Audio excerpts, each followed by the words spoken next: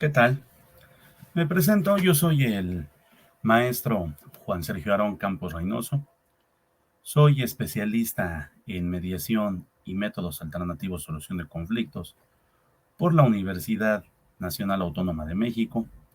También tengo los estudios de especialidad en mediación energética por la Universidad Autónoma Agraria Antonio Narro, al igual de que me encuentro certificado como mediador privado por el Tribunal Superior de Justicia de la Ciudad de México con fe pública en las materias civil, mercantil y familiar. También me encuentro con la certificación por el Instituto de Justicia Alternativa del Estado de Jalisco y también como especialista en mecanismos alternos de solución de controversias por el Estado de Baja California Sur. Adicionalmente, por el Consejo Nacional de Normalización de Competencias Laborales de la Secretaría de Educación Pública, el CONUCER, me encuentro certificado en el estándar 1250, que es intervención para la solución de conflictos en materia laboral, así como solución de conflictos utilizando mediante técnicas de neuronegociación. El motivo de esta sesión es para hablar un poco sobre lo que es la mediación, el procedimiento de cómo se lleva a cabo y los principios que permean en ella. Para entrar en materia tenemos que identificar el concepto de mediación. Y tenemos por concepto de mediación que es un proceso voluntario en el cual las partes, con la ayuda de una persona tercera imparcial denominada mediadora o facilitador, según sea el caso, si es la materia penal, va a ayudar a las partes a dirimir, ¿verdad? A dirigir un procedimiento para que se pueda resolver una controversia que existan entre dos partes. Aquí lo importante en este procedimiento es la voluntariedad. Es decir, ¿por qué? Porque ambas partes lo que quieren es resolver el conflicto, pero por alguna razón están rotos los canales de comunicación. Entonces ellos directamente ya no se ponen de acuerdo para poder dialogar y encontrar una solución y por lo tanto acceden voluntariamente a que sea un tercero imparcial denominado mediador el que intervenga en ese procedimiento para facilitar el proceso de comunicación. Ojo que aquí es muy importante distinguir entre la mediación y la conciliación dentro de los mecanismos alternos. ¿Por qué razón? Porque en la mediación el mediador lo que va a hacer es llevar la comunicación, ¿verdad? Ocupar técnicas para que las partes de alguna manera puedan encauzar sus necesidades, sus intereses hacia la búsqueda de una solución a su conflicto que convengan a ambas partes, sin que esta persona mediadora pueda proponer algún tipo de solución. Caso contrario que sucede en la conciliación, que ocupa los mismos principios de la mediación, es decir, la voluntariedad y otros que vamos a ir viendo a lo largo de esta sesión, pero la diferencia que va a tener con el mediador es que en caso de que las partes no puedan encontrar por sí mismas una solución o se estanquen y ya no puedan seguir avanzando, el conciliador puede proponer alguna alternativa de solución que las partes al escucharla pues pueden estar de acuerdo y someterse a esa posible solución. Esa va a ser las diferencias entre la mediación y la conciliación. Ambos procedimientos, tanto la mediación como la conciliación, son de carácter autónomos, es decir, que las partes son las que se van de alguna manera a poner de acuerdo para lograr sus objetivos, que es resolver el conflicto de la mejor manera posible. Entonces, pues lo importante aquí es la cooperación de las partes. ¿Por qué razón? Porque lo que se va a buscar en un momento dado no es un yo gano, tú pierdes, ¿no? Un ganar-perder, sino lo que se busca es un ganar-ganar. Es decir, ambas partes, al momento de negociar, al momento de dialogar, se harán recíprocas concesiones con la finalidad de poder llegar a acuerdos que puedan quedar plasmados en un convenio denominado convenio de mediación, en el cual una vez cumpliendo ciertos requisitos de ley, como lo es que sea validado y sancionado por el Centro de Justicia Alternativa, según la entidad correspondiente de la que estemos hablando, pues se encontrará registrada y con ese registro tendrá el valor de cosa juzgada, es decir, como si se hubiese llevado a cabo un juicio, se hubiese obtenido una sentencia y esta haya sido ejecutoriada, es decir, que ya no admite un recurso en contra. Lo que queda es cumplir con ese convenio. En caso de que exista alguna posible modificación, las partes pueden acordar remediar nuevamente, es decir, volverse a sentar a dialogar para volver a ponerse de acuerdo con alguna situación de incumplimiento y volver a renovar ese convenio, o en su momento el cumplimiento por la vía del apremio, es decir, que al tratarse una cosa juzgada, bueno, se puede asistir hacia la jurisdicción para efectos de que a través del uso de la fuerza pública, bueno, se pueda dar cumplimiento a las obligaciones pactadas en el convenio. Esto ya queda como una última opción, porque tomemos en cuenta que cuando las partes han trabajado de manera voluntaria en encontrar acuerdos, ellas mismas han participado activamente en esa negociación y han suscrito un convenio, en un 95% de los casos hay un cumplimiento cabal, ¿no?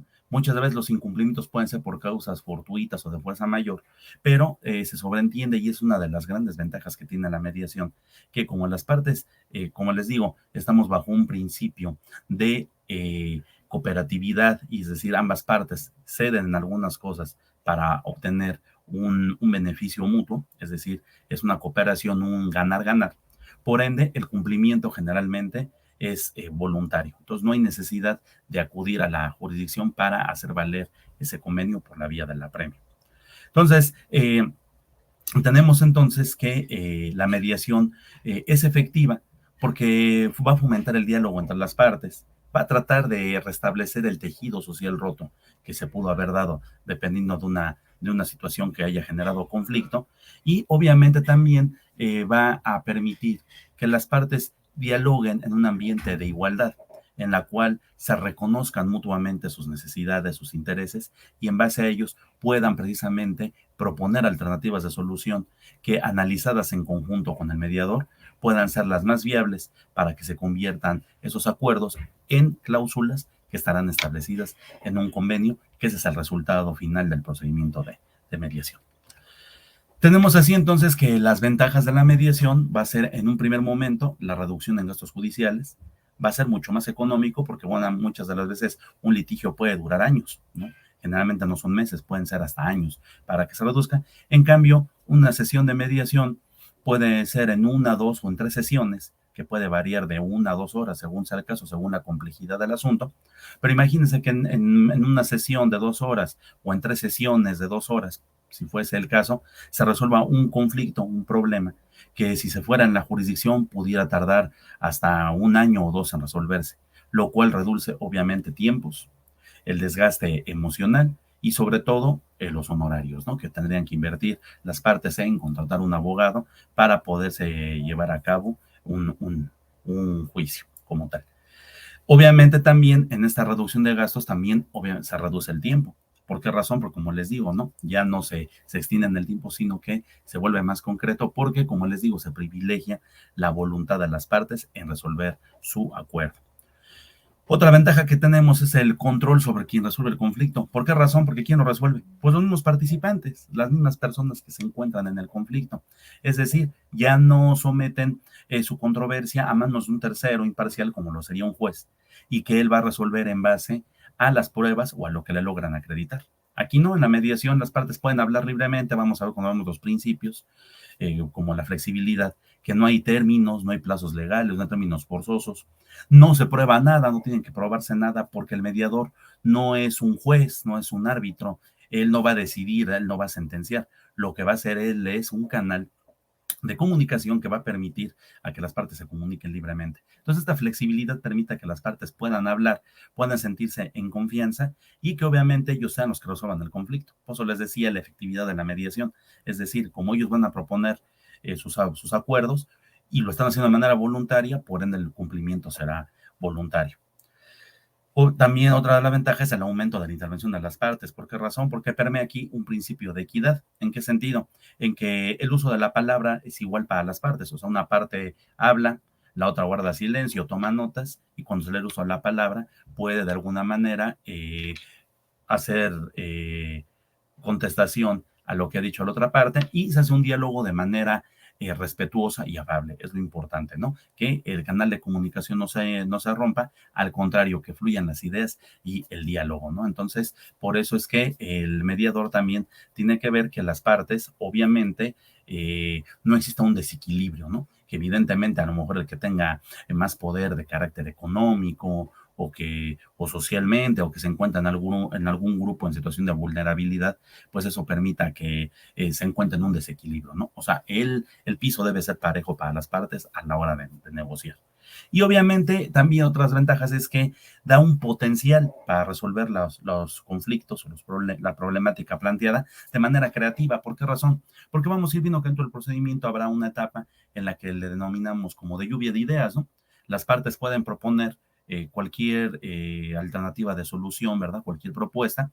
Y no es que esa propuesta vaya a quedar, no. ¿Por qué? Porque el mediador tomará nota de ella, se abrirá una agenda y se irán analizando entonces estas lluvias de ideas para ver la factibilidad de cada propuesta, si la toman en cuenta y la aceptan o si se desecha, pero las partes son las que van a negociar libremente, ¿no? Entonces, por eso es que aquí se permite esa creatividad para poder proponer alternativas de solución. ¿Cómo se lleva a cabo el proceso de mediación? Bueno, pues previamente una de las partes en conflicto lo que hará es invitar a la otra parte a que se someta al procedimiento de mediación, es decir, pueden acudir con un mediador público en el Centro de Justicia Alternativa o con un mediador privado certificado, según sea el caso, ¿verdad? Debidamente registrado ante el centro, y le plantearán la situación que conlleva. Lo que va a hacer este mediador es analizar el caso, ¿verdad? El conflicto, y ver si es posible que se pueda llevar a cabo en mediación. ¿Por qué razón? Porque acuérdense que también el límite de la voluntad de las partes es precisamente el orden público y el interés social. Habrá casos, y les pongo un ejemplo, como en materia familiar, pues no se puede negociar, por ejemplo, la pérdida de la patria potestad. A lo mejor sí se pueden negociar cuestiones de cómo se van a fijar los alimentos, cómo va a ser un régimen de visita, un régimen de guarda y custodia, pero no así la pérdida de patria potestad. ¿Por qué razón? Porque eso finalmente tendrá que ser resuelto forzosamente por un juzgador. Entonces es un ejemplo de excepciones a los límites de la voluntad de las partes, ¿no?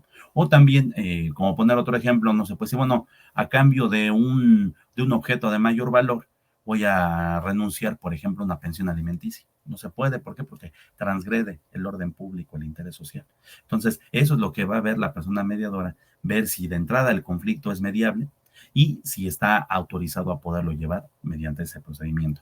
Una vez que pasó ese primer filtro, bueno, pues le dirá a la persona solicitante, le explicará en qué consiste el procedimiento de mediación, que básicamente es lo que les he venido comentando, y lo que hará es hacer una invitación para hacérsela llegar a la parte, a la contraparte, es decir, a la que se le está invitando al procedimiento. Una vez que se le hace llegar esa invitación y que la parte se pone en contacto con el mediador, pues el mediador lo que hará es también igual explicarle en qué consiste el procedimiento, cuáles son las ventajas, los beneficios de la mediación. Y en ese momento, si la parte acepta, porque recuerden que un principio fundamental en la mediación, en la conciliación, es la voluntariedad. Si no hay voluntad de alguna de las partes, bueno, pues se da por cerrado el procedimiento y pues bueno, quedan a salvo el derecho de las partes. Pero por regla general, la contraparte, la parte invitada, cuando se le explica de los beneficios, las ventajas de la mediación, y acepta, pues lo que se hace es, entonces, generar, ¿verdad? Una sesión conjunta para efectos de que las partes se les puede explicar cuáles son las reglas de la mediación, cómo se va a llevar a cabo el procedimiento y los alcances que va a tener los acuerdos y el posible convenio que se pueda firmar. Entonces, en esta preparación que se va a llevar, bueno, se tendrá que contar con un espacio físico adecuado, es decir, una mesa redonda, ¿no? En la cual, ¿por qué redonda? Pues bueno, para que las partes se sientan en confianza y que no hay niveles de autoridad en los dos, sino todos están en un plano de igualdad, inclusive con el mediador, ¿no? Entonces, es algo importante que exista una mesa redonda lo suficientemente grande para el número de personas que vayan a participar.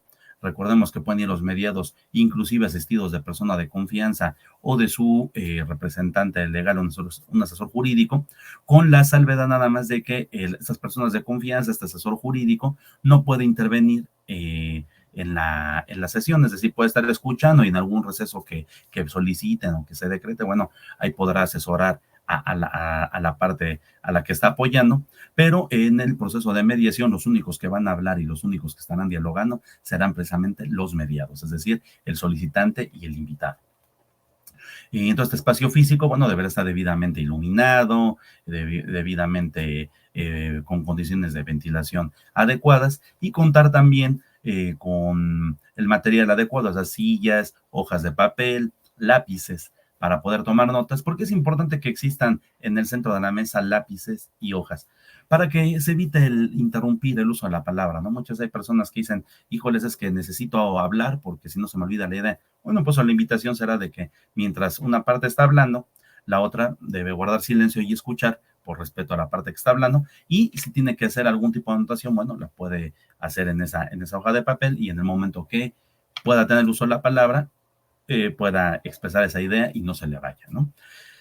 Por otro lado, una vez que ya vimos que existe un acondicionamiento del espacio físico y que están las condiciones para poder llevar a cabo el procedimiento de las partes, lo que se va a hacer es también explicarles las reglas, ¿no? Fijar reglas muy sencillas como lo que es el tener los celulares apagados o en modo silencio para que no haya interrupciones, el que se traten con respeto, evitar subirle el tono de voz, evitar el uso de palabras o frases descalificativas o altisonantes, respetar el uso de la palabra y los tiempos de hablar. Eso es son reglas muy sencillas, pero que sirven para que las partes puedan dialogar y que ese diálogo pueda ser fluido de manera afable y respetuosa. Una vez que ha sucedido esta situación, bueno, pues el mediador, habiéndoles explicado estas reglas a las partes, habiéndose puesto de acuerdo, eh, quién desea iniciar con la narrativa de los hechos, ¿no? Bueno, algunas de las partes, sea el solicitante o sea el invitado, expondrá el caso, ¿verdad? Por el cual se solicitó el servicio de mediación, y a partir de ese momento, bueno, una de las partes escuchará, ¿no? El que empiece con el uso de la palabra, después se le dará el uso de la palabra a la otra persona para que efectos de que dé su punto de vista de lo que acaba de escuchar, y de esta manera se va a ir dando un diálogo. ¿Esto para qué le va a servir al mediador? O sea, el mediador también, aquí es muy importante que sea observador, pero sobre todo que emplee la escucha activa, ¿no? ¿Para qué? Para ir tomando notas, ¿no? El mediador también tiene que avisar a los mediados que están pendientes del proceso, pero que tomarán notas que le van a servir para ir conduciendo este procedimiento de mediación.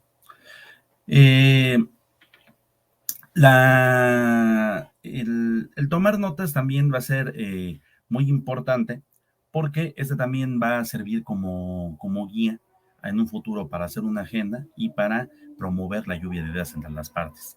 Algo importante también que va a hacer el mediador es explicarle cuáles son los principios de la mediación, que los vamos a ver más adelante.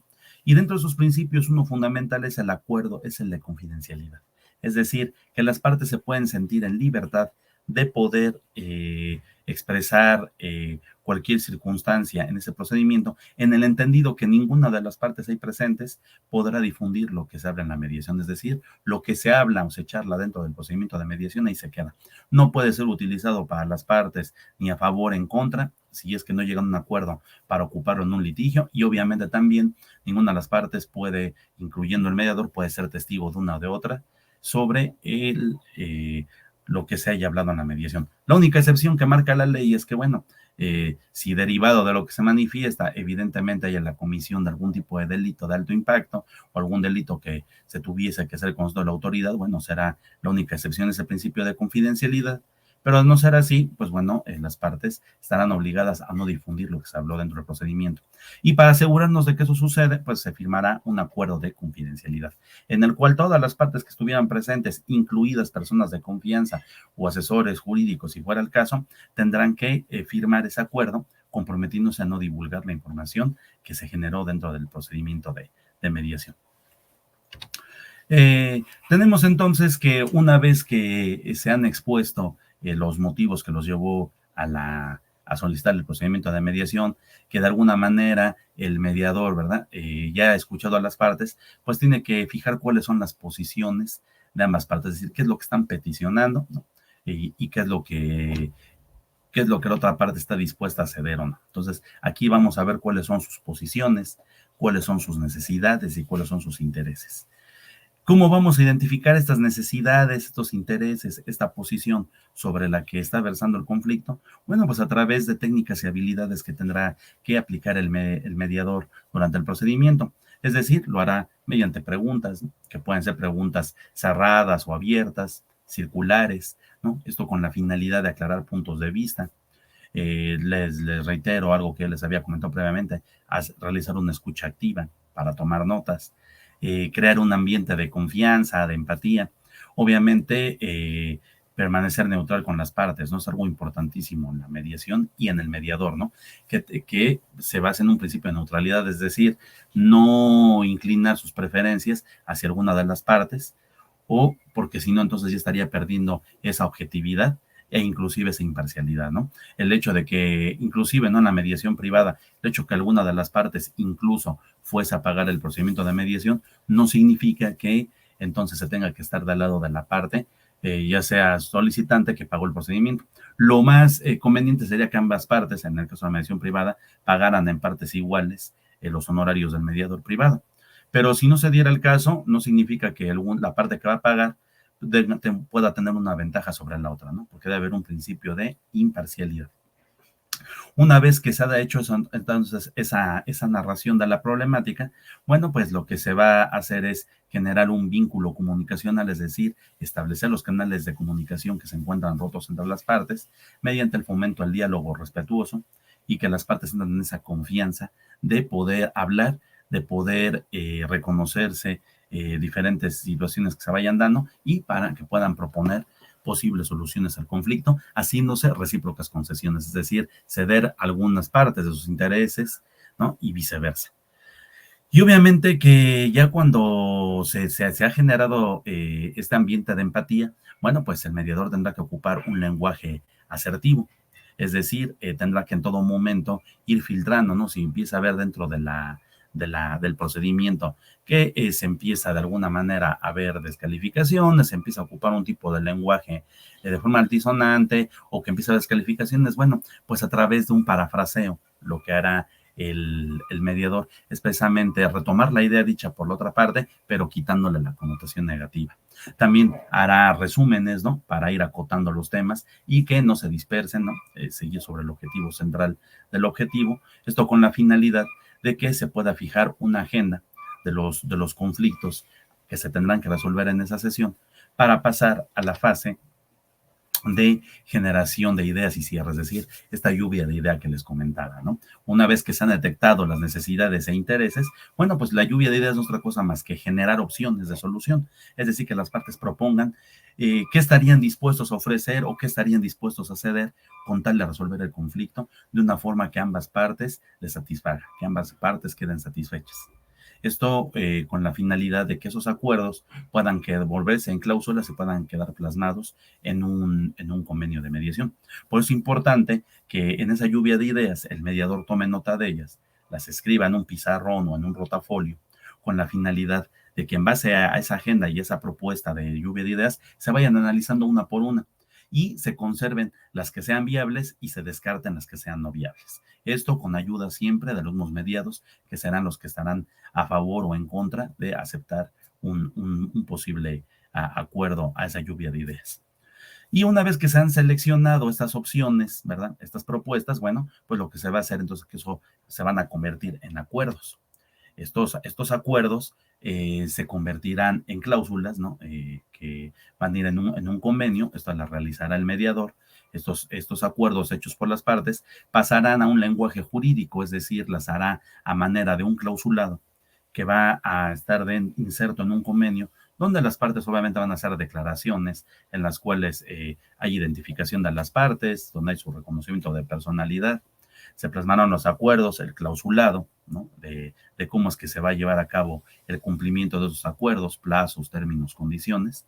Y una vez realizado, bueno, pues las partes, y se les leerá el convenio como ha quedado establecido, cómo se han redactado esas cláusulas, y en caso de no tener dudas y estar de acuerdo, procederán a la firma de ese convenio, explicándoles obviamente el mediador los alcances que va a tener ese convenio, es decir, que en caso de incumplimiento pueden solicitar una remediación si es el caso y que es lo más viable, o en un momento dado el cumplimiento por la vía del apremio, que como explicaba es solicitarle a un juez que provea las acciones necesarias para el cumplimiento forzoso de ese convenio. Recordemos que ese convenio, una vez validado, ¿no? Y sancionado por los centros de justicia, agarra el valor de cosa juzgada y por lo tanto es una sentencia ejecutoriada, es decir, ya no admite un recurso en contra. Por lo tanto, el cumplimiento se volverá obligatorio. Esos son los alcances que se le tienen que hacer ver y estando de acuerdo, firmarán las partes, firmará el mediador y se procederá a llevarlo a validar y a sancionar ante el centro de justicia correspondiente. Una vez hecho esto, bueno, pues una vez que sale registrado ese convenio, se le entregará un tanto a cada una de las partes para que lo conserve y si hay un cumplimiento del convenio, bueno, pues ya no habrá ningún problema. Si hay algún tipo de incumplimiento, bueno, pues se podrá llevar a cabo la remediación o en su momento ese convenio servirá como un documento base para exigir su cumplimiento en la vía del apremio. Finalmente, los principios de la mediación que van a permear y que es importante considerar son los que de alguna manera les he estado mencionando a lo largo de esta sesión, pero que retomamos en este momento, como son la voluntariedad. Yo les decía que lo más importante para que se pueda llevar a cabo un proceso de mediación es la voluntariedad. Si no hay voluntad de las partes, no se puede llevar a cabo el procedimiento. Entonces, en todo momento, las partes deben estar de acuerdo en participar, en firmar y sobre todo en que tengan una participación activa. Otro importantísimo es la confidencialidad. Ya les había yo comentado que inclusive se va a firmar un acuerdo, ¿verdad? Que de lo que se hable dentro del procedimiento no podrá ser utilizado, en caso de no llegar a un acuerdo, no podrá ser utilizado en la vía jurisdiccional o en una vía distinta. El otro principio, pues, es la flexibilidad. Yo, como les comentaba, esto no es una jurisdicción, es decir, no, el mediador no es un juez y no le tienen que probar nada, y por lo tanto no hay términos procesales, no hay términos fatales, no se tiene que desahogar ningún tipo de medio de prueba, porque todo es a través del diálogo y del reconocimiento mutuo. Eso es lo que ayuda en este principio de flexibilidad. La neutralidad, por su parte, pues va a ser alusión a lo que les comentaba, que el mediador tiene siempre que actuar de manera objetiva, es decir, él se tiene que quitar prejuicios sobre alguna de las partes o sobre lo que escuche, él no debe tomar partido, en todo momento él siempre se tiene que mantener de manera neutra y dirigir el procedimiento de mediación para que las partes sean las que libremente lleguen a los acuerdos que mejor les convenga, siempre buscando obviamente un equilibrio entre las partes.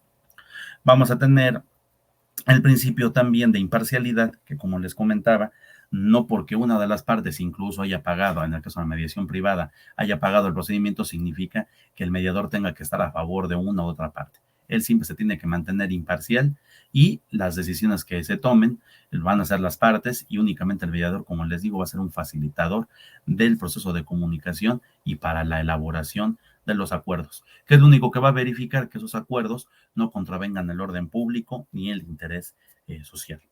El principio de equidad, por su parte, lo que va a generar es que no haya un desequilibrio, es decir, que evidentemente una de las partes, ¿verdad? En algún ejercicio de poder, pues le imponga cargas o obligaciones a otra parte que evidentemente exceden, ¿no?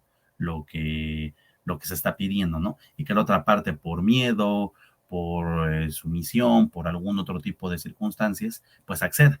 ¿No? Porque a lo mejor podríamos decir, bueno, pues es que accedió voluntariamente, sí, pero tú como mediador tuviste que haber visto que existiera una equidad entre las partes, ¿no? Que ambas partes pudieran dialogar en un plano de igualdad, ¿no? No que exista ese desequilibrio y que todavía se tenga que validar.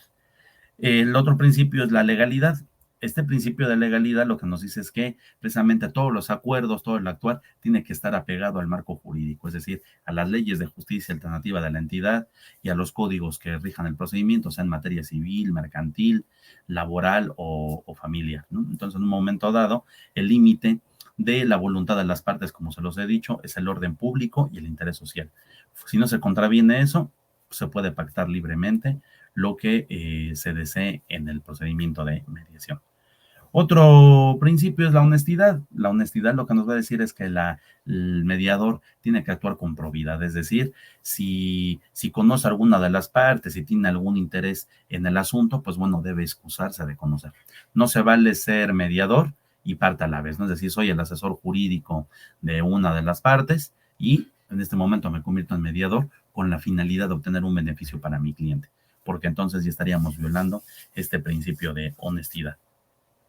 Otro principio importante que permea también o que contempla el artículo 4 de la Ley de Justicia de Alternativa del Estado de Jalisco, pues es el principio de protección a los más vulnerables. ¿Esto qué significa? Que aquella persona que se encuentra en desventaja social, pues bueno, se le tiene que dar un trato diferenciado, ocupar perspectiva de género para evitar discriminación o cuestiones de desequilibrios de poder. Entonces es muy importante también, inclusive hacer ajustes razonables si es necesario, con la finalidad de que exista una protección a las personas que se encuentran en una situación de mayor vulnerabilidad.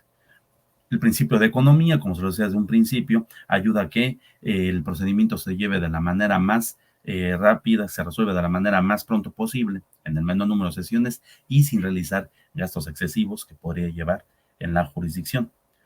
El principio de ejecutoriedad, como les decía, al momento de que los acuerdos se conviertan en cláusulas y son plasmados en un convenio y son revisados, ¿no?, validados y sancionados por el Centro de Justicia Alternativa, agarran el valor de cosa juzgada y en caso de incumplimiento, bueno, se puede acudir a la jurisdicción para hacer valer los acuerdos por la vía del apremio. El principio de inmediatez nos habla que en todo momento el que tiene que conducir la mediación tendrá que ser precisamente la persona mediadora, ¿no?